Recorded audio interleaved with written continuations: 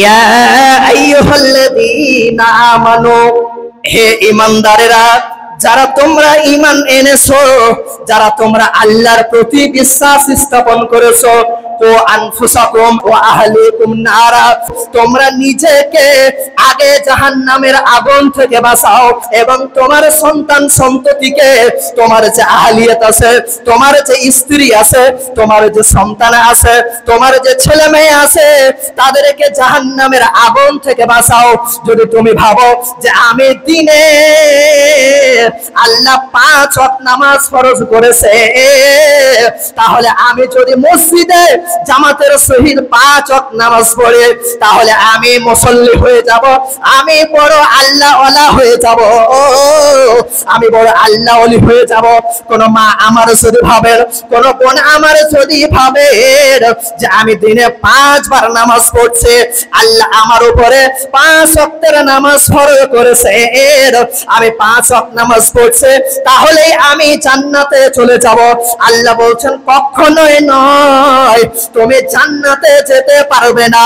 তুমি একবার ভেবে দেখো, তুমি যে নামাজ পড়ছো আর তোমার ছেলে বিছানায় শুয়ে আছে, তার 7 বছর অতিবাহিত হয়ে যাওয়ার পরে তোমার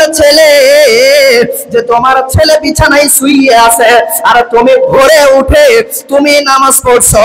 হে পুরুষ, তুমি নামাজ পড়তে ভোরে উঠেছো, মুয়াজ্জিন যখন মসজিদে আসসালাতু খায়রুম মিনান নাওম ডাক দিয়েছে, তখন তুমি বয়স্ক মানুষ বাড়ি থেকে বদনাটা নিয়ে উজু করে তুমি বাড়ি থেকে বের হয়ে মসজিদের দিকে রওনা দিয়েছো।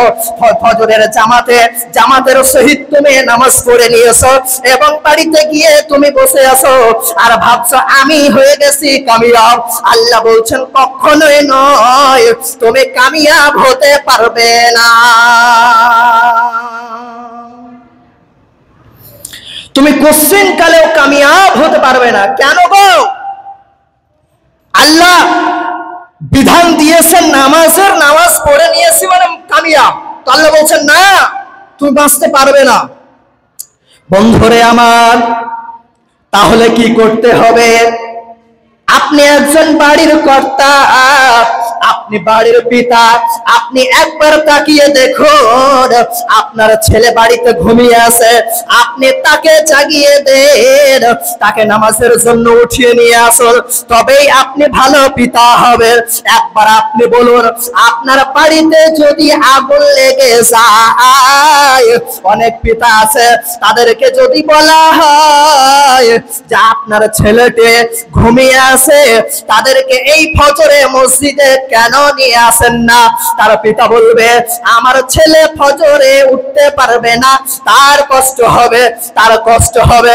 আপনি কত ভালো পিতা যে আপনার বেটার ব্যথায় আপনি ব্যথিত হয়েছেন। আপনার মেয়েটা আপনার ঘরে শুয়ে আছে, 10 বছর অতিবাহিত হওয়ার পরে আপনি আপনার মেয়েকে নামাজের জন্য আদেশ করছেন না। আপনাকে বলা হলে আপনি বলবেন আমার মেয়ের ফজরে উঠতে কষ্ট হয়, আমি তার ব্যথায় ব্যথিত হয়, এ কারণে আমি আমার মেয়েকে উঠাই না, ফজরে আমি নামাজের জন্য তোলাই না, আমার ছেলেটাকে আমি জাগাই না।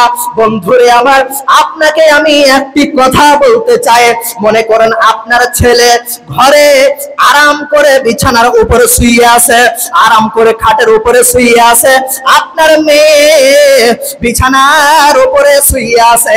একবার আপনি একটু কথা ভেবে দেখুন, আপনার বাড়িতে যদি দাউ দাউ করে আগুন লেগে যায়, তখনও কি আপনি বলবেন যে আমার ছেলেকে যদি এই মুহূর্তে জাগিয়ে দিই তাহলে আমার ছেলের কষ্ট হবে?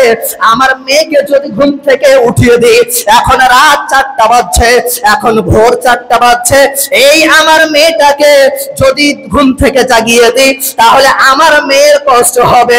ওই অবস্থায় যদি বাড়িতে দাও দাও করে আগুন জ্বলছে, বাড়ির সব কিছু পুড়ে যাচ্ছে, আর কিছুক্ষণ পরে আপনার মেয়েটাকে যদি জাগিয়ে না দেন, আপনার ছেলেটাকে যদি উঠিয়ে না দেন, আপনার ছেলেটাও মারা যেতে পারে, আগুনে পুড়ে যেতে পারে।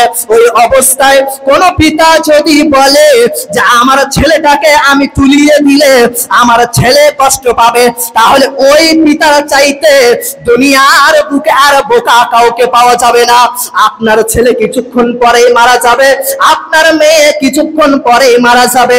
কোন মা যদি বলে আমার মেয়েটাকে ফজরে উঠিয়ে দিলে আমার মেয়ে কষ্ট পাবে, আর এদিকে আপনার বাড়ি দাও দাও করে পুড়তে লেগেছে, তাহলে ওই মায়ের চেয়ে গর্ধব মা আর পৃথিবীর বুকে নাই।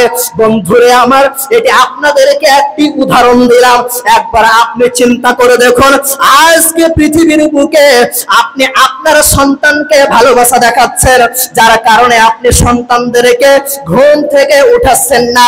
কিন্তু একবার আপনি দিমাগের চিন্তায় ভেবে দেখুন, একবার আপনি গভীরে গেলে ভেবে দেখুন, ওই সন্তান কিয়ামতের ময়দানে যখন জাহান্নামের আগুনে দাউ দাউ করে চলবে, আপনার চোখের সামনে যখন আপনার মেয়েকে জাহান্নামের আগুনে ফেলে দেওয়া হবে, তখন কি আপনি পিতা হিসেবে আপনি সহ্য করতে পারবেন? আপনি মাতা হিসেবে ওই কিয়ামতের ময়দানে যখন আপনার মেয়েকে জাহান্নামের আগুনে ফেলে দেওয়া হবে, তখন আপনি মা হিসেবে কি সহ্য করতে পারবেন? যদি আপনি আজকে এই কথা জানার পরেও আপনার মেয়েকে, আপনার ছেলেকে ফজরের বেলাতে ঘুম থেকে জাগিয়ে না দেন, তাহলে আপনার মতো পিতা, আপনার মতো মাতা ওই সন্তানের জন্য বড় শত্রুর আর দরকার হবে না, আর শত্রুর দরকার হবে না। এই পিতামাতাই বড় শত্রু। অতএব আমাদেরকে এই সন্তানদেরকে মানুষের মতো মানুষ তৈরি করতে হবে।